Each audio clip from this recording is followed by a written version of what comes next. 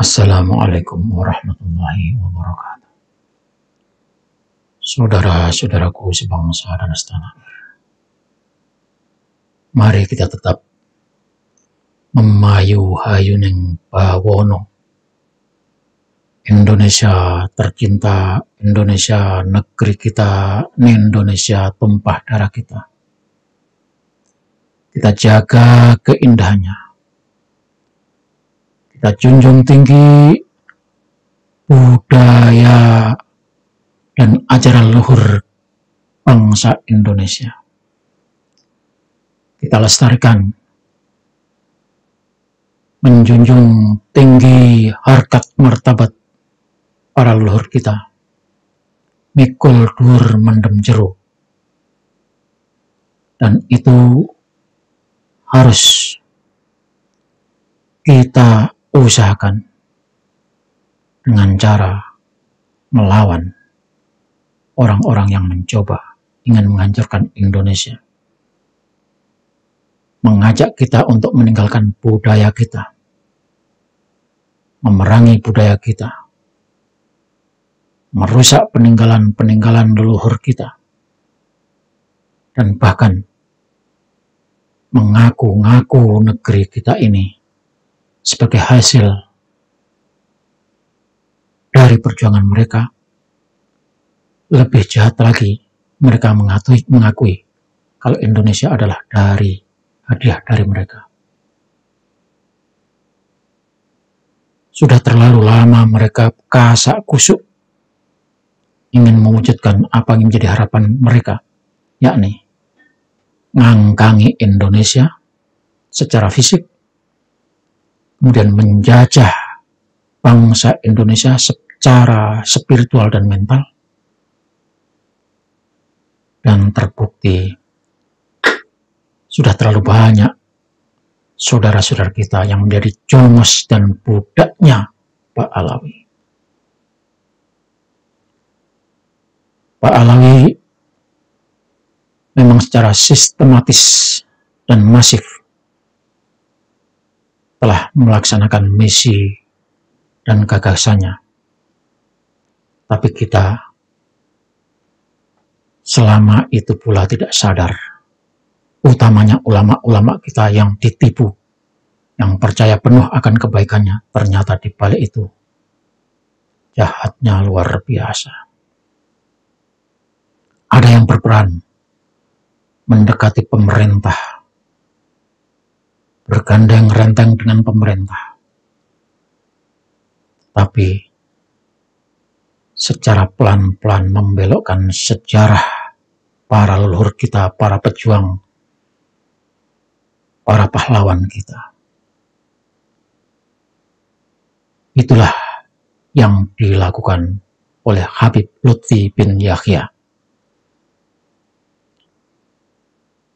Bergerak secara halus, tetapi hasilnya sungguh tak terduga, dan sudah ketahuan sekarang ini terbongkar.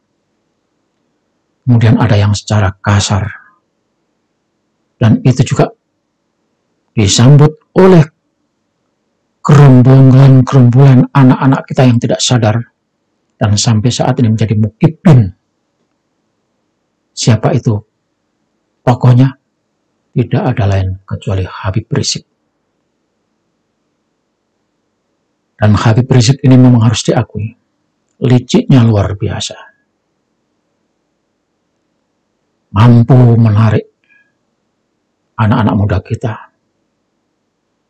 anak-anak yang tidak punya pekerjaan, anak-anak yang tidak punya keahlian, anak-anak yang tidak punya kebisaan, anak-anak yang lontang-lantung direkrut oleh mereka menjadi anggota FPI. Mungkin diberi makan, mungkin diberi pakaian, dan mungkin juga dijanjikan. Tentu janjinya adalah surga. Kemudian ada yang secara tenang-tenang, tidak ketahuan,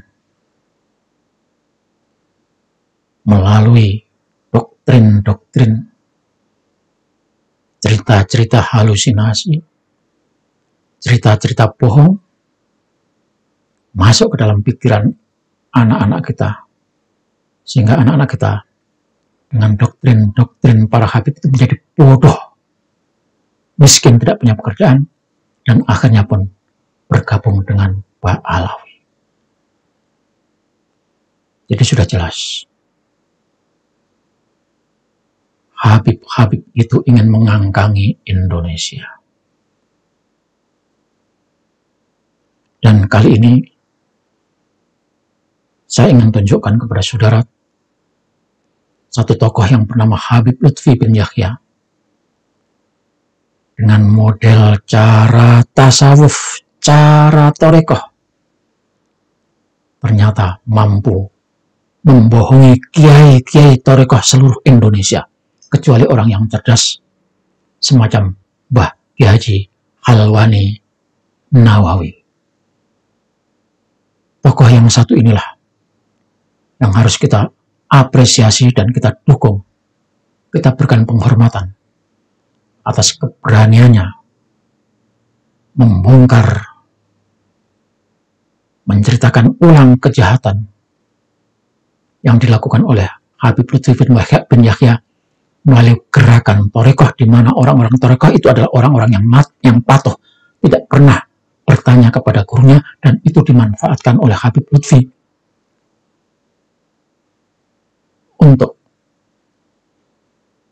merencanakan apa yang menjadi gagasan Habib Lutfi, yakni tidak ada bedanya dengan Habib-Habib yang ada di Indonesia secara keseluruhan. Untung saja, lagi-lagi Allah masih menyertai kita bangsa Indonesia melalui Kiai Haji Imaduddin Usman Al-Bantani. Bangkitlah, sadarlah rakyat Indonesia melawan kejahatan Ba'alawi.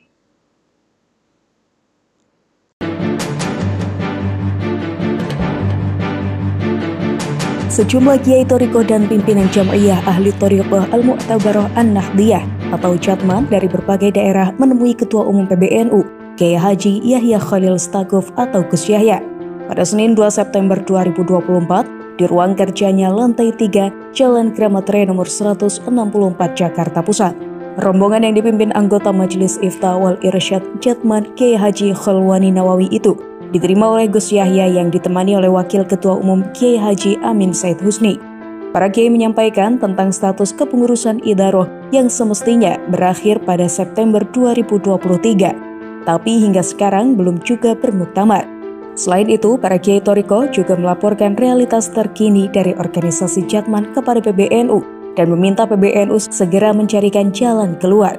Dalam kesempatan ini, Kiai Haji Khalwani bersama pengurus Mursyid Thariqah dan para pengurus Jatman wilayah ini juga menyampaikan kegusaran mereka karena adanya perubahan sejarah Jatman sejak dipimpin Habib Lutfi bin Yahya.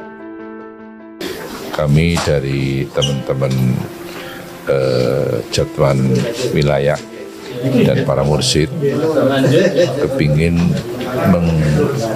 menguruskan sejarah Jatman. Itu saja, nggak ada niat yang lain. Jadi awal berdirinya Jatman, dulu namanya belum Jatman, tahun 57. Itu pendirinya adalah 4 orang kiai. Kiai Muslim Meranggen, Kiai Nawawi Purworejo, Kiai Mandur Temanggung, dan Kiai Haji Masruhan Ihsan Meranggen Semarang. Itu. Kemudian terus terang setelah Jatman itu dipegang oleh Habib Lutfi, sejarahnya berbeda. Katanya pendirinya adalah 4 orang kiai dari Magelang, yaitu Kiai Sirat Payaman, Kiai Dalhar Watu Congol, Kiai Khuduri Tegarjo, dan Kiai Abdul Hamid Kajuran Magelang.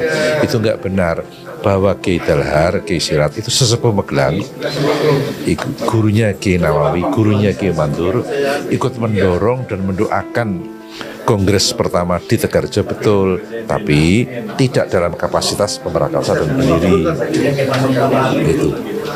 Kiai Hudari juga begitu. Kiai Hudari itu dia ada bukan kiai tarekat tapi kiai pesantren. Tapi dia punya kehebatan walaupun dia bukan kiai tarekat, tapi ikut membackup dana Kongres 57 itu kehebatan Kiai Hudori. Gitu. Yang keempat, Kiai Abdul Hamid, dia juga bukan kiai tarekat, tapi kiai ahli hikmah. Orang salah satu istrinya malah talqinnya kepada bapak saya. Gitu. Maka saya ingin supaya segera dikembalikan sejarahnya sesuai dengan tahun 57 itu. Sementara itu, Wakil Ketua Umum PBNU Kiai Haji Amin Said Husni menjelaskan Idaroh Aliyah Jatman memang sempat berkirim surat permohonan perpanjangan kepengurusan. Tapi surat itu baru dikirimkan pada Juli 2024. Padahal kepengurusan Idaroh Aliyah Jatman sudah habis sejak September 2023. Sehingga terdapat masalah secara legal formal terkait kepengurusan Idaroh Aliyah Jatman. Terkait habisnya kepengurusan Jatman, para kiai senior anggota sebenarnya telah mengadakan pertemuan di pesantren Darul Ulil Albab. Di pesantren Darul Ulil Albab, Juwet Ngeronggot, Nganjuk beberapa waktu lalu. Dalam pertemuan itu, para kiai anggota Thorikoh menyerukan meminta para masyayikh Jatman dan anggota segera mengangkat Rois Am dan Mudir Am yang baru. Selain itu, mereka juga meminta Jatman dikembalikan sesuai khito sebagai badan otonom NU. Para kiai anggota Jatman juga menyerukan bahwa kepengurusan Jatman telah dimisioner sehingga tidak lagi memiliki kewenangan dalam pengambilan keputusan organisasi, sehingga pelaksanaan Muktamar Jatman diserahkan kepada PBNU.